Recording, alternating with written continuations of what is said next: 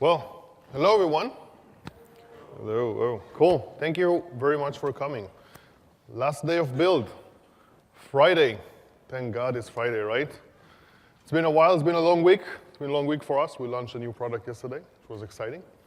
My name is Yohai Kiryadi, and I'm a program manager on the Azure team, specifically working on Azure AppService. I've been with the program for 5 years now, basically from the first day through all the progression, and here we are today. So thank you very much for coming. It's Friday. I know it's late, almost the last session. Again, thank you for sticking around. Appreciate it very much. And before we start, if you guys want to come forward, it would be great. I got some vintage memorable over here. These are Microsoft Azure Websites Bowl with the right logo but the wrong name. So some of you are smiling, so I guess you remember that. Cool. So today we're going to talk about how can we build a HyperScale web application running on AppService. And the reason I want to have that session with you guys is basically over the course of the 5 years we've been working on the project, we've seen a lot of customers. Customers like you, and again, appreciate the fact that you guys are using the platform. By the way, how many are running apps on AppService? Okay, only a few, half about, what, a third of the audience? Cool, so some of you might find this interesting. So over the course of the year, we've been working with a lot of customers and want to share some of that knowledge. And over the last I don't know, 12, 18 months, we've seen a surge in what we call internally large apps. And large apps are anything that actually pushes many, many millions of requests in any given day. So with that in mind, what we want to do is actually go ahead and share some of these learnings. So what are we going to do? So we're going to talk about customers. We're going to see some marketing slides, unfortunately, to see some customers that are running on scale on Azure. Then what I want to talk is about scale option, where we at, just to make sure that everybody here are on the same page with respect to what are we going to cover. And then what I want to do is I'm going to talk about, I guess, for about 50 minutes about practices for scaling, basically specifically on the back end for AppService. This talk will have a little bit of code, a little bit of Visual Studio, but it's not your traditional, hey, let me open Visual Studio, run some code, hello world, and stuff like that. It's a little bit deeper at different levels. But I still hope there are still some cool demos, and I still hope you're going to enjoy this. This could well be a lesson learned from. So like lesson learned from this project or that project. But it will be presumptuous of me to assume that whatever we learn on one project can fit everybody, because it's not one size fit all kind of message. However, there is a small list of, how do you move here? There is a small list of items that we're going to cover, but don't worry, actually don't need to memorize it right here. We're actually going to cover it in depth a little bit later. So to begin with, actually, it's still acquiring us. To begin with, let's do a few customer example, only a few, handful. Basically, Real Madrid. Real Madrid is a pretty big soccer club in Spain, right? I hope. And a little blackout here. And they have 450 million fans, and they wanted to build an app to basically engage and work with the fan. So they came up to Azure. We worked with them together. They have their front ends, their API running on AppService, serving a mobile application basically for all the fans to be able to customize data and so forth. But the AppService is just the front end because they're being powered by Dynamics and Power BI and database and media and a bunch of other stuff. Again, driving a lot of traffic specifically around season, games. Jet is an e-commerce site trying to make some innovation around improving the e-commerce experiencing, optimizing shopping experience. And they're also using Azure. They're using web apps specifically around their front ends because they have a pretty impressive system running at the back end, including VMs and SQL and storage and machine learning, notification hub, bunch of stuff. Pretty cool. Next is another like a NASCAR example. They built a web and mobile experience for their customer. And this is interesting because their traffic pattern is very spiky, right? Only when there are races, they're actually scaling up and they're getting hammered massively, and there is media involved in that, a notification hub, and they push live results and live update to their customer all the time. So it's very interesting how they like spike and then go away. Again, using AppService as their front end for running up their application.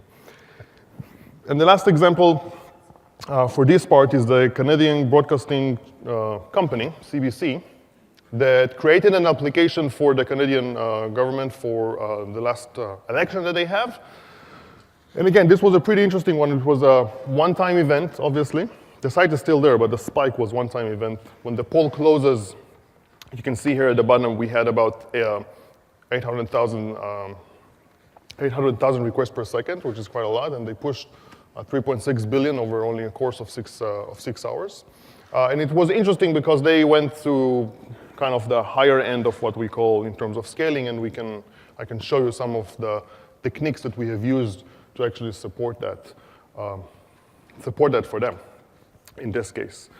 So the common thread across all those solutions is they're all using AppService. They're all using AppService as their front end for the application. We like to view AppService as a platform that provides best-in-class platform as a service. It is fully managed, right? We take care of scaling for you. We take care of the OS, the patching, anything like all that, we actually take care of you. It provides superior DevOps, as like we like to call it, right? It's very easy to deploy. I don't know if you've seen, but Git and all of the automation around that, and self-service, diagnostics, logs, there's a whole bunch of stuff in there. And it provides enterprise-grade SLA, is what we call it. High SLA, secure, everything that comes with the word enterprise associated with it. On top of that, we actually have several flavors or domain-specific features that we have for web, for mobile. We have Easy Out, we have API, like API management, Core, Swagger, Easy Table. There is a bunch of stuff that we have provided as part of the platform. And we recently added functions. Yesterday we announced it, which is pretty cool. Event-driven compute, we'll see a little bit of that later.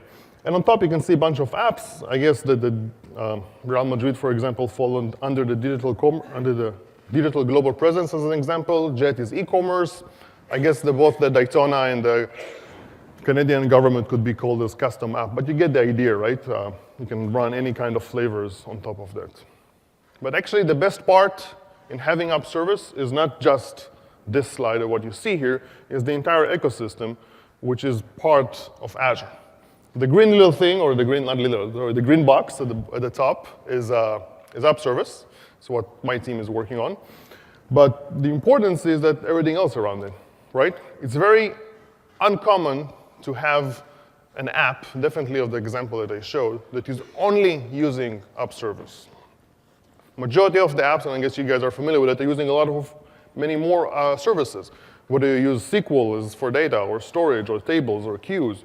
Whether you're using media services, or CDN, traffic manager if you're going at the high scale on that part. Maybe using machine learning, or event hubs, or anything like that. All of that falls together basically in terms of what we have to offer as coming with a solution. All right.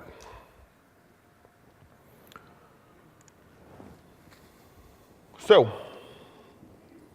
scalability. When we talk about scalability, we talk about scalability as a system, right? Well, all of the examples or most of this session are going to be focused on AppService, but you have to remember there's a larger context. So the scalability is the ability of a system, what we like to call an app, to handle a growing amount of work, which we refer to as HTTP traffic, in a capable manner, which I basically say doesn't go boom, or its ability to grow. Basically, if you have an app, scalability means that it can grow as more traffic comes through it, right? Increase in traffic, user capacity, whatever means actually want to be able to grow. And scalability point is the point in which your application breaks. So if you build a web or a mobile app, on the client side, breaking point or scalability issue usually show like slow, errors, timeouts, anything like that. If you're building just pure API, you would probably hit the same thing with latency or errors or anything like that. But the important aspect here is that the system is an app, and an app comprised of multiple building blocks. Often we get calls, like a customer calls and says, hey, you know what, your is not working as properly, and we are very angry and upset, and we're going to move. And I say, okay, buddy, can we maybe help you a little bit? Yeah, we did this and that and so forth.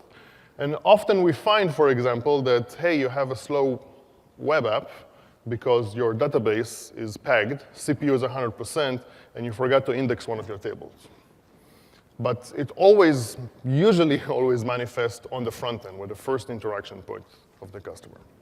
Okay, so with that in context, the scaling option in which we can talk about and want to have an offer is basically what we call vertical scaling. Take an existing node, right, and scale it up. That's a very important aspect. Versus what we call horizontal scaling, where you basically take an increasing number of nodes, adding multiple of the same nodes. The size of them, it's important, but not really important. And we're going to mainly focus on what we call the horizontal scaling. Okay, so the real agenda for what we're going to talk today, and I try to kind of gamify this part, is to have different level as we go through the proficiency and we go to the scale options and scale the ladder of scale. You can figure out 1 to 4, basically, but we have five levels here, so let us go. Okay, so first, stateless, all the professional. Before we do that, let me just switch here, just to show you what we're doing. Switch, switch, switch, switch. Okay, so I'm running a scale test as we speak. I see it just started 45 seconds ago. I started a little bit before the meeting, before the session. I'm gonna run for 10 minutes through the iteration, and I'm gonna restart it again once this one is finished. But basically, it's gonna hammer one of my applications. This application, to be specific. Simple web app loads images when it's supposed to load the images. When it loads images. You can already see scale issues. All right, so while this is running, let's go back to the slides.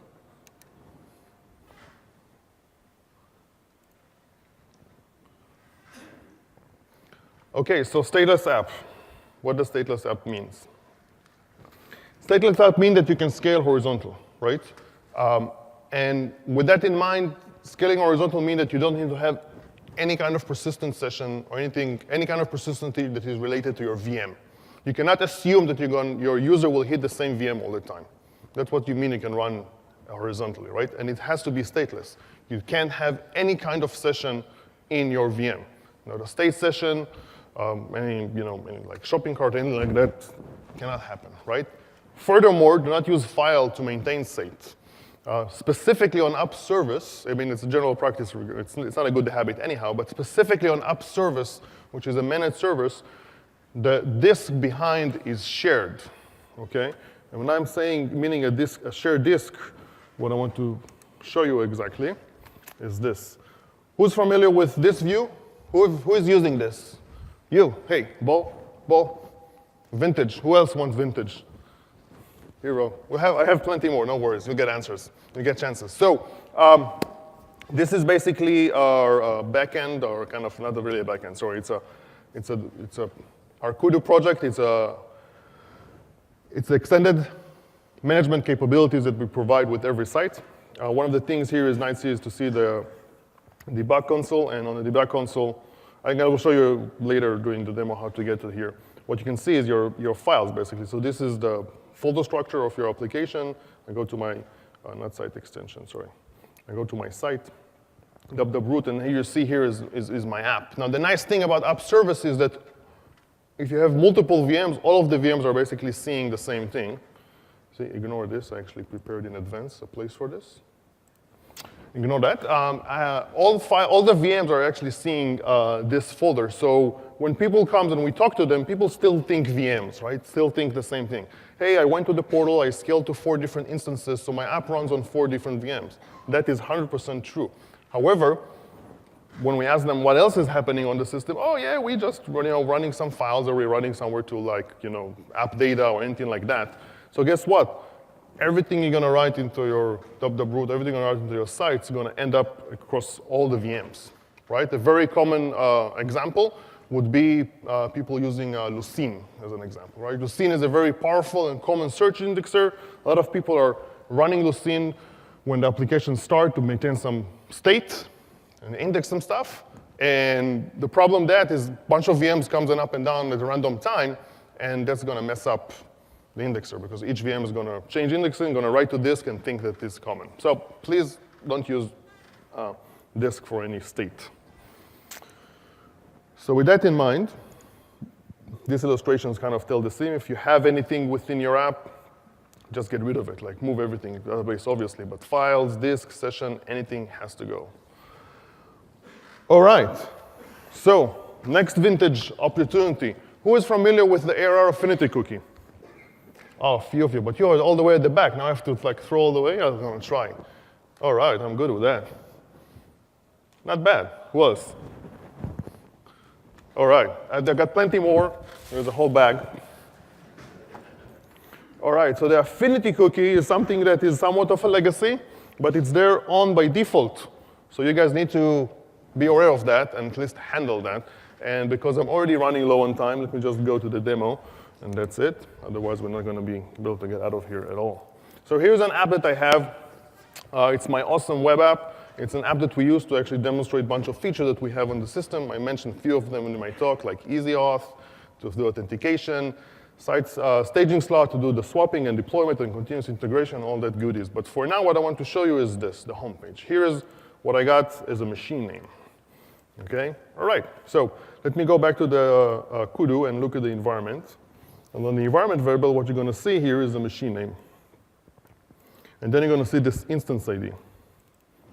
OK, one more option. Who knows what is this instance ID? No vintage. All right. So I'm going to tell you what is this instance ID. If you're going to go here, hit the F12 button, you're going to see this, resources. Resources. Resources. Sorry. Cookies. So this number, 8DE45, how you can see it, is pretty much the same number as here. And that's the machine ID. So when the affinity cookie is on, which is by default, we return this to your request, every request. And the next time this site hits our front ends, we're going to look for that machine ID. We're going to route the traffic to the same VM. It's on by default. It's legacy. When we started building this a couple of years ago, this was a good practice, or not good practice, so it was a very good compatibility story for us. So you actually want to remove that. So let's do this. Let's go ahead, delete, hit the refresh, and it comes back again. Let's delete it. Very persistent. Go Easy Auth, and it's here. So you see the idea, right? You can't really get rid of it that way. OK, so the right way to get rid of this cookie is actually remove it from our APIs. So I'm going to show you another cool trick. Who is familiar with Resource Explorer? Anybody? Few. OK, you guys definitely get something. False. Hey. All right. Sorry if I hit anybody. So Resource Explorer is basically Azure Resource Manager is the new API. It replaces what used to call the RDFE. And the nice thing about Azure's Resource Manager is basically its structure. It's nested. There's a hierarchy in the way that objects are being defined. So with that in mind, what we see here is basically all of my subscription. And for each subscription, you see all the resource group that I got. I really need to clean up. And within one of them, for example, you can go drill down all the way to this site. And this site, what you see here is actually the site object. If you make this request properly authenticated, this is the nice thing about it. It actually can help you learn about the API.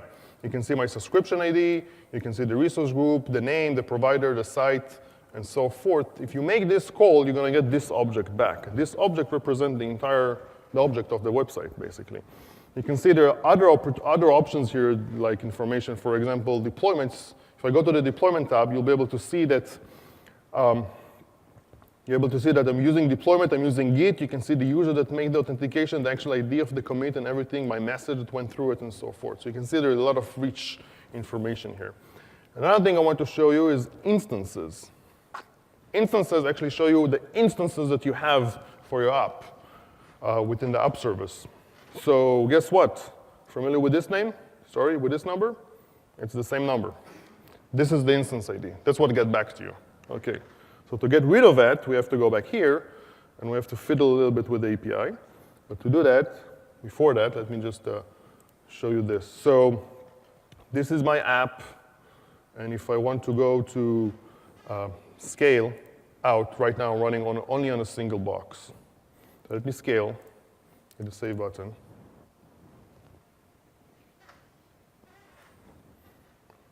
Save successfully. Cool.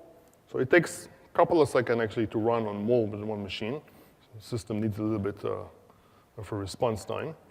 But the important aspect is this RD, which is D52 attached to 8DE, sorry. I can refresh this forever and ever. I'm not going to get a new machine. Okay.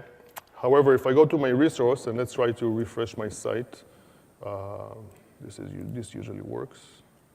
Do I get? Okay, let's see the instances. So I already have 2 instances. Okay, so at that point, if the database says that I already have 2 instances, and this is the second one, then basically I have 2 instances. However, I'm still stuck here on the same one. Now you may try, if you guys want to try, you can actually try and hit this. My awesome web app, Azure.net, AzureWebsites.net, and probably you're going to get maybe a different instance. So let me go ahead. Nice thing about the ability of this site, of the resource manager, is I can hit the edit, and if you fiddle here too much and you screw up, then your site is hosed, so don't. But there is something called client affinity enabled, and it's true. By default, it's true. Let's set it to false. Hit the put. I'm updating my record. Good. Let's hit the get just for in case. And it is false. All right. So if I'm going to refresh this, guess what? It's still here. It's supposed to be here, okay? Because that's my client. But if I delete it, and if hopefully this also takes time to propagate, so we need to try it several times, but let's see. Let's hit the refresh. Still here. It could be also client. Still here. Let's do this.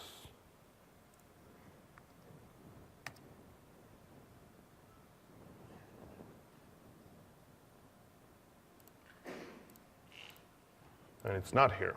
All right. So now when I'm going to refresh this,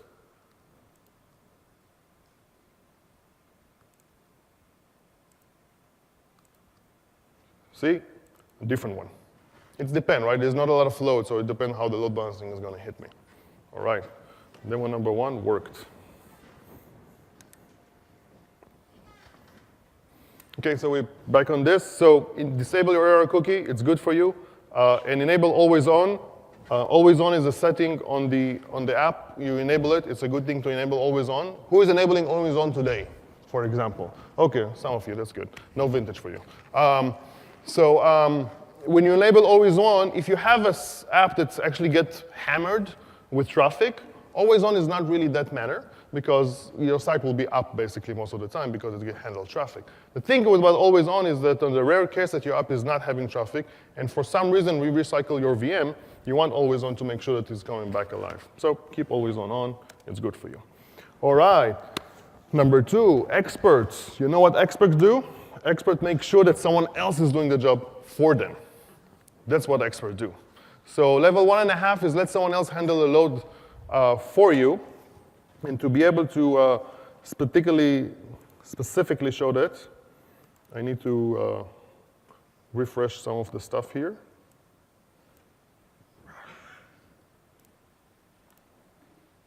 Oh, I'm not showing anything, sorry.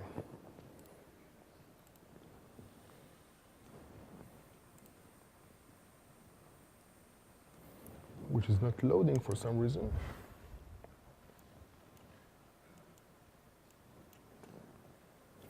All right, so this is a pretty simple app that we have that load images. Ignore this. This is basically some CSS issues. As soon as I hit on one image, it loads. And basically what you see is just part of that image and so forth. So specifically what I'm talking about, let someone else handle the stress, is the following. Let me go back for a second.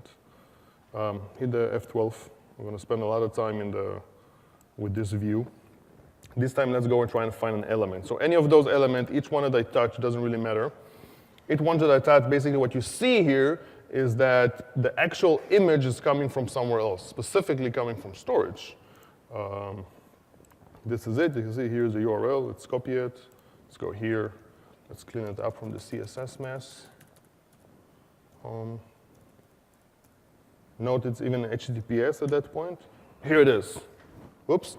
Anyway, so this is one image, and it's coming from Blob. That's the important aspect. And it's super cool because it's coming from Blob and not coming from your VM, right?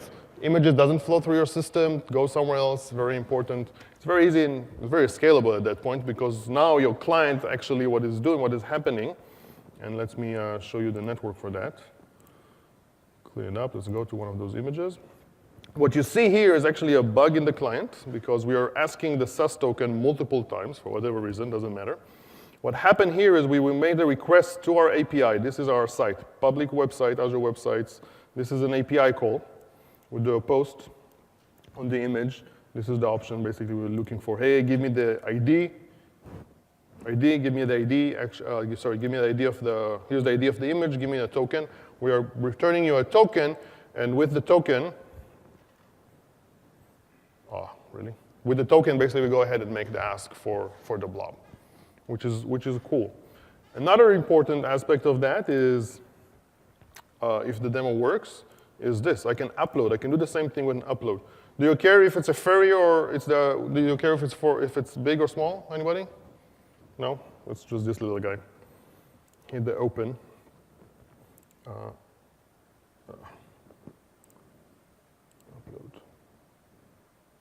Choose file. Doesn't matter. Open. Clean up. I'm going to do upload. And what you're going to see here is basically exactly the same thing. Let me try to, you guys can see. Cool. So we have made one request and basically saying, hey, there is a new image coming. We're going to upload it to you. And then through the client, we actually upload this directly into Blob Store. So even the upload doesn't go to through our system, or through the app, basically. So it's the API handling, and the client is doing everything around that. It actually chunks everything, it goes up all the way in the image, and then we do some little bit more code around that. Where is this? Here is this. Upload service. So what we got here is basically the following. We have a Azure Blob Upload, which is an open source stuff that we found, which is pretty cool. Basically go ahead, chunks any blob that you have, any media, any object that you're going to upload as a blob, and just simply just handle all the traffic to upload it in chunks, which is pretty nice. The upload service at that point, it's a bunch of Angular that once you hit the upload, it actually gets a SAS URL, and when it gets SAS URL, it's all the way up here. You can see it makes a post to our API with enough information, get the results returns to the user, and then I'm actually going to upload the blob with the token and everything else. So getting the files, reading the files, uploading the files, it's also being secured through the tokens, it's HTTPS, and the traffic doesn't flow through our system, which is super important. Same thing happens with mobile as well, but already had half an hour, so let's actually move on. So that was storage, cache and CDN we'll get to in a second. What we've seen is basically this. It's what we've seen in core right now, so go away. We make a request to our API. API returns us a SAS. Number 2 is generate a SAS token, talk to the storage SDK, but on the server side, not the client. Returns the SAS token to the app. The app actually then upload the blob, and do the same thing for downloading and uploading. Okay, so we handle that part. Next question, why CDN? And I think the most appropriate answer is why not. Who's using CDN? Oh, a lot. So I don't really need to spend too much time on this. Cool, CDN is actually really important to use. As you can see some of the data over here. Let me show you why. We go in the network, let's close this. Did I hit refresh here? No, let's go ahead, clean this up, hit. So as you can see, script loading time, oh, you can't really see, sorry. Let's light up another one. So as you can see, I just refresh, I can refresh it again. And I arrange by type so we can see like all the scripts. So all the JavaScript are the best example. These are the load time for each of the file. 200 takes several hundred milliseconds. Please note they're all doing in parallel, so the Angular is actually doing it in the right way. It takes less than a second, but you get the idea. These are being transferred directly from my app. Okay? If I go to here,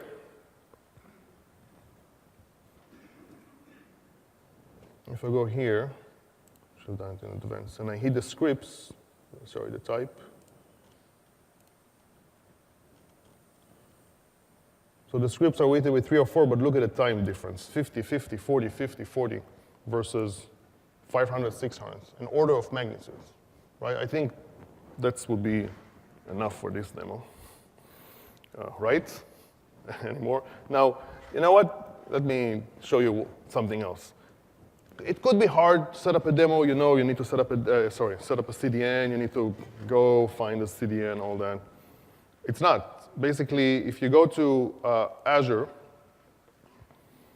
I already have it set up. I can show you how easy it is to set it up.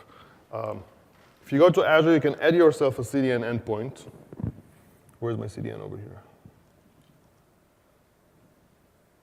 This one. One of them.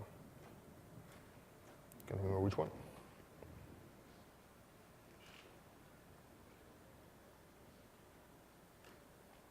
Yes, this one. Okay.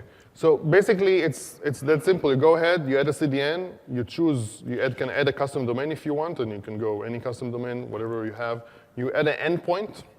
I add traffic manager because this is for the next later stage of my demos, and that's it. You're nothing else, right? And if you want to add a custom domain, if you own it, add a custom domain, we verify it, this is it. And behind the scene, everything is happening for you. Nothing else needs to happen. So it's super simple, super easy to actually do it and run the app. All right. Next. Okay, so we talked about resource optimization, letting someone else do the work for us with storage, true for any type of media. So we covered almost all the media in our application.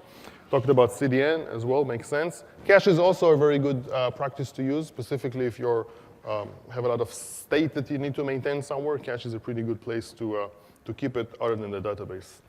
Avoiding disk.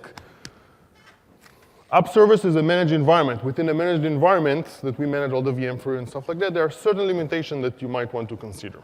Remember, we're using surge storage, which means you could have 10 VMs. If you go to AppService environment, you could have many more VMs. And if, for example, all your logs and traces will go through our file system path to the storage, it won't be that optimized. Okay, by default, when you enable logs and traces, everything goes to disk. So what I'm going to ask you guys to do is something very simple. Is when you go, I can't remember which one, but we'll figure out. We will go to this way, where are we at? Diagnostic log. Application, anything that they do at the application level, it's a .NET application, so any system.trace, anything like that, will be intercepted, and we're going to actually push it into a blob. And the same thing goes with my server logging. Everything goes to a blob. Okay, it actually is easier. Someone is waving, I can't see. Sorry? Thank you, Nir. I switched the screen. Nobody else told me? All the balls back. At least you guys are awake. Okay. So here we are at the app, and we went to the diagnostic log. And in the diagnostic log, you can see all the options that we have. We can have application logging to the file system. It's on. Actually, it should be off. Oops. And then the application logging actually should go to the blob instead of the file system. Why? Just to kind of explain that. You can control the error level of the application logging, but that's a different conversation. This is a different demo. And web server logging, which is more important, is your raw HTTP, also push it into a blob. It's not really good to have it on disk. It's hard to get it out to begin with, but it's really bad to write it down, definitely if there is a lot of traffic. So I can save. Yeah, I can save. Why not? Famous last word, right? Okay, so this actually ran fine, but for what I want to show you is I actually want to show you the blobs. So if I go, not this one, tables, queue, blob. So if I go to one of my containers, I already set it up. So it's here, and this is according to a month. So 2016, March, it will load 31st. You can see here, every hour basically has a log. Let me go to 06. And you can see, here's all the logs that I got. Pretty straightforward. All those little numbers that you already probably should identify, they represent the first few numbers of each of that, first few numbers of the machine ID that we have show you with the affinity cookie, basically. That's how you know that you're running on multiple machines, and it's going to guarantee the uniqueness of each machine if we actually rotate your machine. So, good practice to have. Please do that. Okay, and the last part is connection pooling, thread pooling, and the app warm-up, which is not really let other people do the work for you, but kind of. So connection pooling is very important. It both goes with HTTP and database. Database connection pooling is kind of obvious. I assume everybody are using. HTTP is a little bit less. For .NET, a developer is basically being done for you without you even knowing. For other languages like Node or PHP, you actually need to take care of it. And why it's important. If you make any outbound network connection, HTTP requests to any other API, right? A database, it also counts, but I guess databases are kind of managed on the connection for database. Sorry. If you make any request, then it goes out, any outbound request goes to ephemeral ports. Those ports on a managed system, specifically on AppService for the public, not AppService environment, those are expensive ports. And there's a fine limit to what you can get with them. So if you don't have connection pooling and you're making a lot of requests, like thousands of them, you're going to hit a limit, and that's going to, basically not make any more requests, not honor your request for you. Most people are not aware of that, and at that point, the app kind of doesn't work. So with that in mind, be able to use connection pooling is very important. So let me see if I can find the code for this.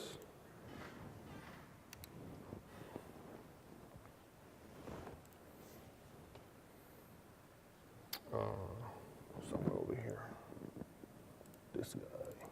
Okay, so I'm not going to show you the database connection pooling because it's built in because I'm using EF. But other than that, there is Service Point Manager, which changed the default connection limit. This is for outbound HTTP. So this is for the big prize. I hope Nir is okay with this. We're going to give away a shirt. Azure Functions, new shirt. It's going to be vintage at some point. Not today. With our new logo, AppService. So for the shirt, 2 questions. What is the default value of the Service Point Manager default connection limit for client and for server? 4? No, 4 is before, but not now. Yes? Anybody? Sorry? No. So for, sorry? Wait, who said 2? Who said 10? 10 for which one, client or server? And for client? Okay, but both of you said it at the same time, so I have to fight for the shirt after this. Right? Sorry. No, we'll figure it out. But you want a ball? I can give you a ball for now. You already have one, right? All right, we'll figure it out. Don't worry, guys. I'll give you my shirt if you want. Not this one, the other one. Okay, divide and conquer.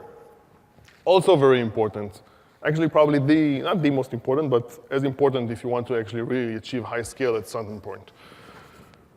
So separation of concern, divide and conquer. Some people might call it microservices architecture, but we're not allowed to say microservice architecture in this conversation. So I call it just break your app to the smallest manageable logical components that you can scale each one individually.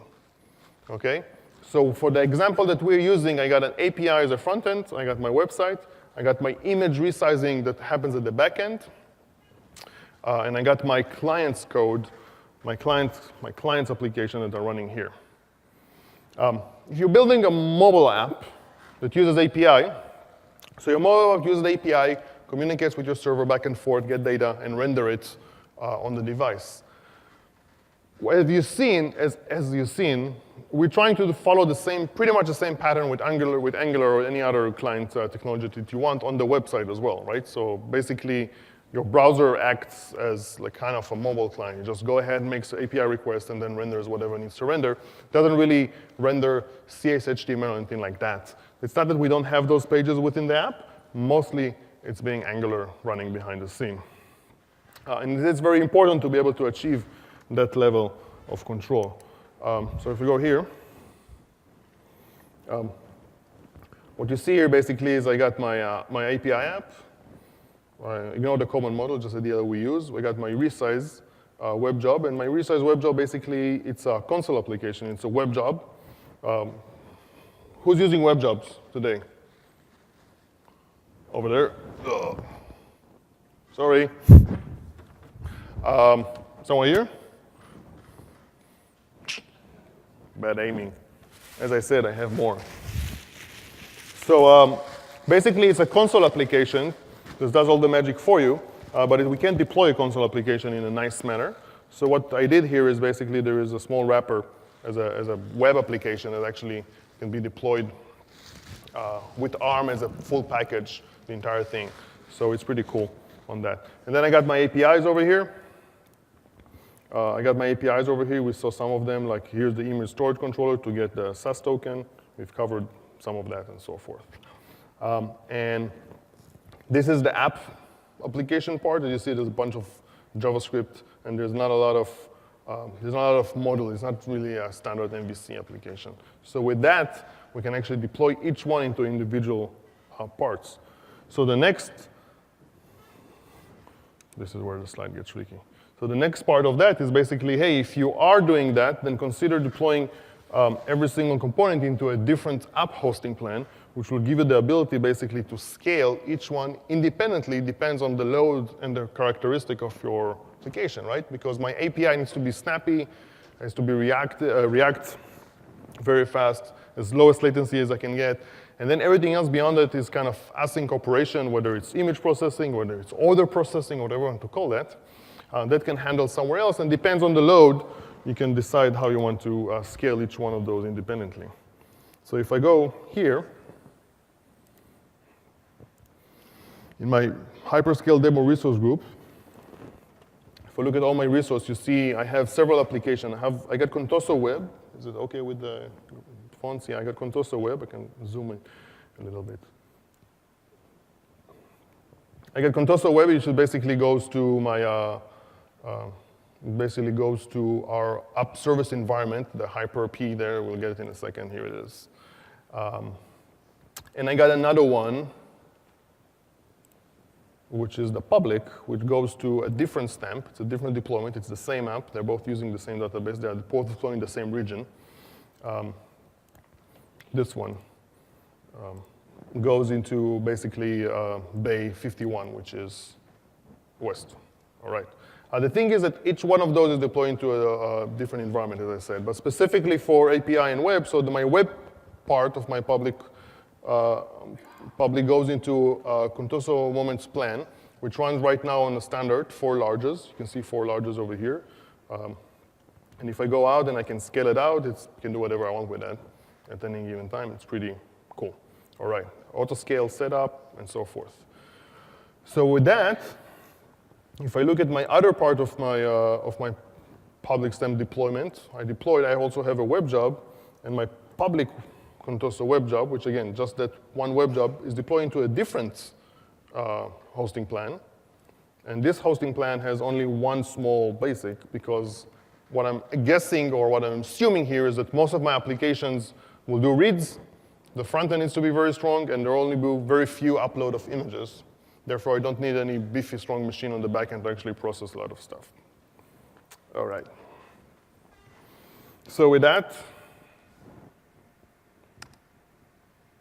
so the next step is basically to run the thing serverless with Azure Function. So we announced Azure Function yesterday during the keynote, yay.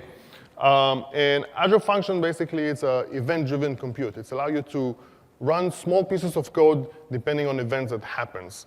Whether you, in our case, we're going to upload an image to a blob, something happens with your app, you want to have a webhook, any other application or anything else we offer in terms of triggers with respect to functions. I'm not going to show a lot of that. I'm going to show very little, in fact. but just enough to get the idea of what we can do. And there is a small surprise. So let's go to my func. So this is the experience for Azure Function. Oh, right, again. This is the experience to Azure Functions, because it doesn't change here. It's really annoying. So I already have an Azure Function app, which hosts basically a bunch of functions for me. The one function that I want to show you is actually the image resize. So I'm not going to write or explain too much of this. I'm going to go through quickly to what we see here. So I can import parts of stuff, basically import several assemblies into my application. There is a way to do it, so we can do it automatically when you deploy your functions. And I haven't shown you what the web job actually is or what it's doing, but basically the web job that resizes the images is pretty much identical to the code that you see here, just even trimmer, even less code in that part. So this is just enum for the size. This is a dictionary that represents the size. Other than that, what we do is here, and it's very nice. We got a function that runs every time that something appears on the stream as an input, which is the blob. So I'm going to show you the trigger. Every time we upload an image to the blob, this function is going to run. Capture the input as the stream, and then write it out to blob output small and to blob output medium. And basically, what we do here is those are the two lines of code that actually go ahead and build and run the image builder and pass those stream as parameters that we're going to write the updated image to it. And if I look at integrate, where the magic happens, is the trigger is being defined as an Azure input from Azure Storage. And you can see here the storage account information, and we're looking for input images as the container, and there is a generic parameter name that actually will follow through. And then I can define additional input parameter, binding, which I'm not doing for this function. For the output, what I have is the blobbed out small and the blobbed out medium in this case. And the same storage account, this is the parameter that actually we're going to work with in the function. This is how the magic of the binding happen on the functions for you. So you don't really know. If you write the function, you don't care and know how to work with storage at all in this case. You just get the object, manipulate it, and work it out. And we're going to just write into a different container with the same name. So after that, let's see if this thing is actually going to work. So here is here's my storage account. This is Storage Explorer. I already have an input, an image on the input, and on the small and on the medium. So let's actually go ahead and delete them all, so you can believe me.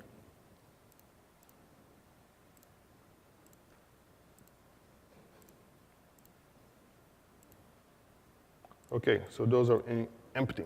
Okay, so let's upload one. Let's go with the Bumbies this one. And let me show you. Let's see the log. Let's clear the log so we can actually see it happening. I'll hit the open. Image is up. And the func was started and actually completed. And if I go now to the other containers, as you can see, the image is here. You can look at the image, view. Here's the image. All right. This is where we applause. Okay, sorry. Anyway, those are different images. You can see the size is, no, the medium size is 184K and the small one is 114, so it's actually difference in them. Okay, so this was one aspect. There is more. I'll just show once I get this slide. So this is how our app looks like now. I have a very thin layer of API logic that happens. I got my, that handle the web client, the mobile client. I got my web app, which is just basically a container for all the API that I have, all the logic that I have in JavaScript, and that's about that. It runs in an AppService environment, but we'll see it in a second. I have the queue, the storage, sorry, with the, I have this queue with storage with the function, but that's just one aspect. So another thing I want to show you is I have another function called webhook. And my webhook is doing something very, very, very simple. Basically, every time that someone, it's an HTTP, it's an HTTP trigger. So every time, I got another function over here, webhook. And it's an HTTP triggered function. So HTTP request comes in. And what I'm doing here is, other than returning a response, I'm writing the parameter, the message that comes in, to an Azure storage.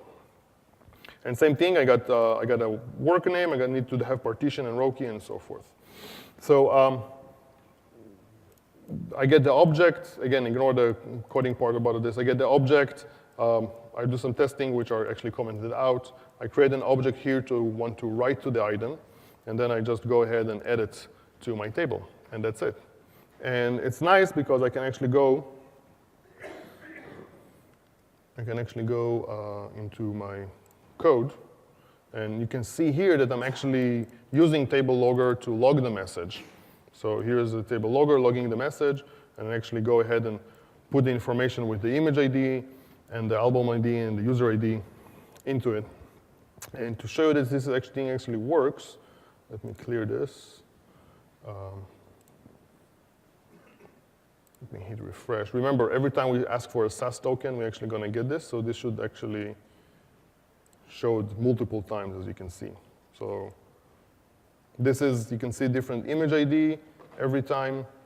You depose all the images that came through. This is how easy it is to work. And this goes directly into table store. So now I have a very nice, easy logger to have within my application. Well, this is cool. Let me show you something that we are working with a partner. Right. So this is really, really in development. We're working with Splunk to enable Splunk as an output binding. So me writing into table store, it's nice, but it's kind of a poor man's solution. It's working. If you want to get to a very high scale and you want to be able to collect information, run analytics, and all kind of stuff on that, you can use Azure App Insights. You can also use Splunk. And we're working with Glenn Block. Glenn, if you're seeing this recording, thank you very much. He actually went in, and because Azure Function is completely open sourced and all that, he basically went in and within about 20 hours of work took and created a Splunk binding to a function. So basically, if I go here, and this is going to see it in Kudu and not in the function portal because we haven't tied the hooks right now. But you can see here is a Splunk collector. If I go in, this is the function definition. So these are the triggers and bindings. So you see there's a timer trigger here, and this is an output binding for a Splunk event collector. Just to make sure that you believe me, this view, I can show it to you on the function as well. If I go into the integrate, there is an advanced editor which just show you the binding. So say this is my binding, so it's pretty much the same format, same binding. So there is a Splunk event collector, and the nice thing about it, once you have that and you add it to your binding, it's a cool thing about function being open source and all that, this is the code. I got a timer. You can imagine have any input, new Splunk event, which is an out object, as you can see here, and that's it, and it's done. Right now it's showing bar demo. Let me remove the bar. That's it. Hit the save button. It will recompile. Magic will happen behind the scene. And that's all. So now I can actually go into my Splunk, and this is a Splunk deployment on Azure. It's being deployed. I deployed it using the new Splunk ARM template that they have in the store. You can deploy it, and you have Splunk. And there's HTTP collector here. You get some token. Using this token, you can pass it into information to your Splunk. And at that point, basically, I can go ahead and do some stuff if I would know how to use Splunk. I don't, sorry. I use for everything. And this is all the information. You can see full bar. You can see full bar demo, right? It's all the timer actually go ahead, and already the message is there, and every minute you'll be able to see more and more messages. Okay. So this is a little bit of the power of function and the serverless aspect of that. And obviously, my API pushes a lot of requests to the function that doing the HTTP. We will be able to scale it up. It's actually basically meaning the same scale as this guy, if you think about it. But it's happened behind the scene as a magic, so it's pretty cool. Okay, I got 2 more levels in 5 minutes. That's going to be tricky. So AppService environment. Who is using AppService environment today? All the way up there? Quarterback, I'm not going to be.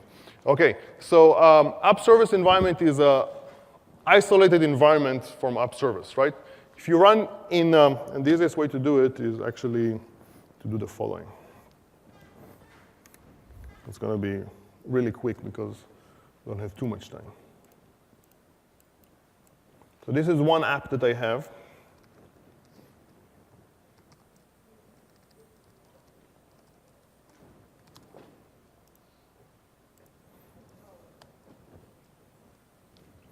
This is running on the public aspect of AppService.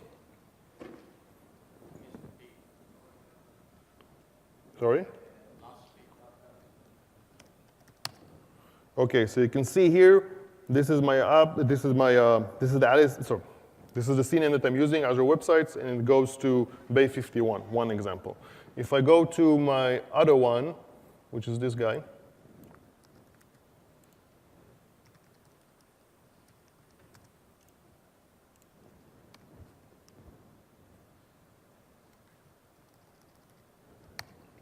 then you see it's going to a different one. It's also in West, in Bay, but you can see this little GUID here. And basically what we've done here is app service environment is your own dedicated, isolated environment. So it's like the public Azure website offering in terms of the functionality and capability of the website. Everything is kind of the same. The only difference is we actually deploy in your own virtual network. This is your own dedicated environment. You control your fate end to end. Anything that you do there, it's up to you. So if you go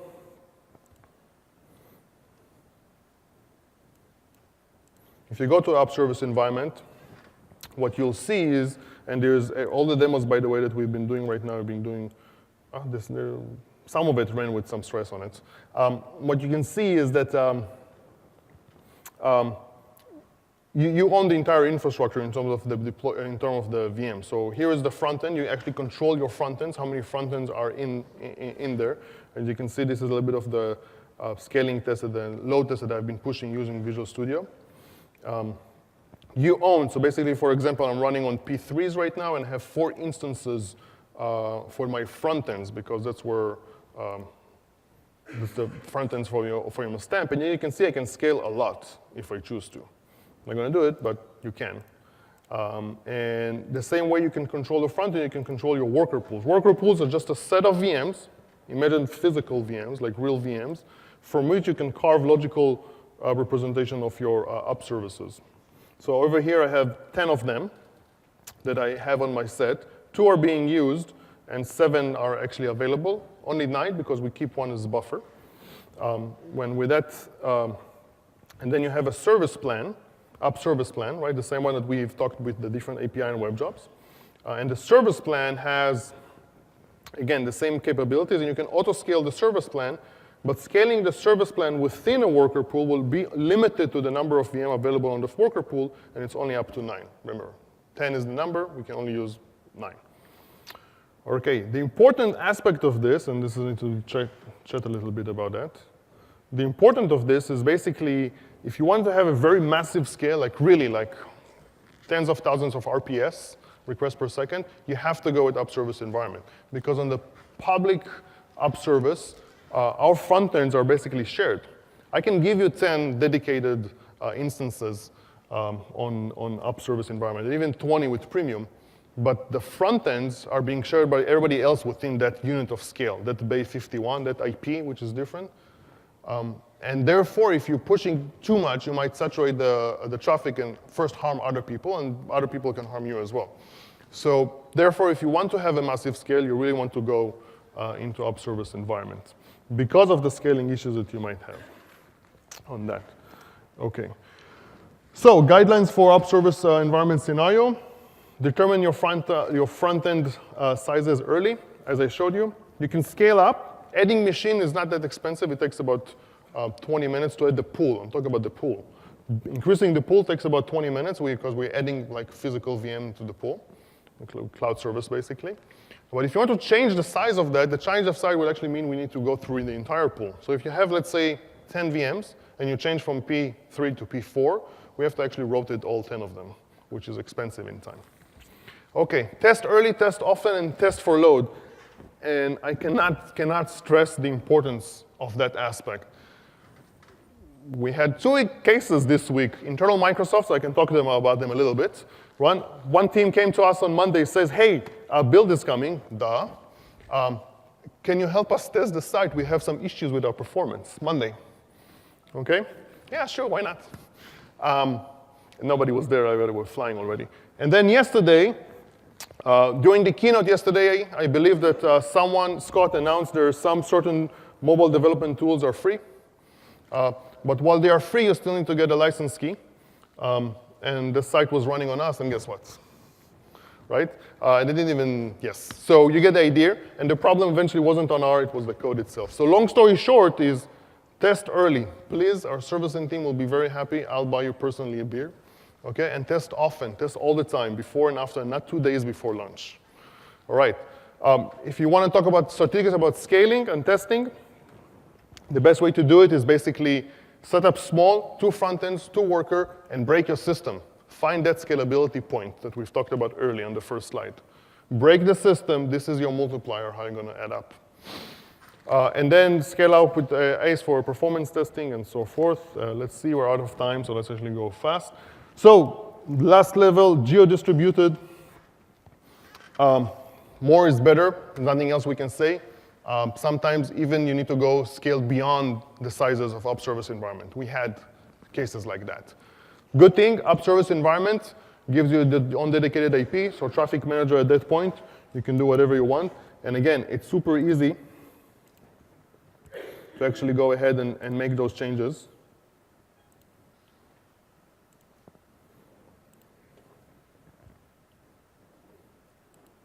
This is my traffic manager, and you can just add more and more endpoints, assuming traffic manager would load. Or not. See, over time, so traffic manager knows that. Anyway, it's very easy to load endpoints, thank you, and simply just add more endpoints. It can be, external, it can be Azure endpoint, you can go with AppService, and you can choose any one you want, any endpoint you want. So it's very easy to set up, and it's working because most of my demos were doing through one of those. The thing is with that is that your app now needs to be on the same page. So with AppService environment, for example, you can actually host 2 different applications in the same region, which is a little bit tricky with not using AppService environment. In this case, I'm using the same database and the same storage. It's easy. When you go and try to do it with a different region, it gets a little bit trickier because then you need to figure out your application, read, writes, fail, active, passive, all kind of that. So there's a lot of work to be around. But basically, the setup that we've seen today is a CDN, traffic manager, an AppService environment, a regular app in the public AppService, both using the same database basically, with the function around that, and that's it. And this can scale like a lot. I'm trying to break the system with the tools that I have. I failed. I was even scaled too much on that. Okay, and with that, since I'm kind of over time, this will be the last slide. Things to remember: stateless. Keep your app stateless, please, please. It's the one thing that you probably have to do if you want to scale. Resource optimization guidance was the part that let someone else do the work for you, right? Use other tools, use other services, figure out how you can offload work from your system. Test, always test for load and perf, specifically if you know that the stuff is happening or going to happen. AppService environment supports HyperScale. Some of the customer that we've seen early on, the customer example state for that. And basically what I'm saying is, hey, everything I talked to you about here is pretty, it's out there and it's running on AppService. Let's you basically focus on your app and forget all the underlying infrastructure, because I haven't shown any specific tricks here, but it's just an app that runs. And if you keep those few simple rules, then we will do the rest of the work for you. My team will take care of the scaling for you and that part. And with that, what next? Try Azure Function. You've seen some of it. You can go to try Azure Function, functionazure.com to try it. Try AppService if you're not using AppService. I saw a few hands of people that did not raise their hand when I asked who's using. If you want to contact me, this is my contact information. I'm the last session of almost today, so thank you for coming on Friday. And please give us your feedback. We live and die by the evils of the session. Thank you. Oh, balls. These are few more balls and stickers if anybody wants balls and stickers. Sure.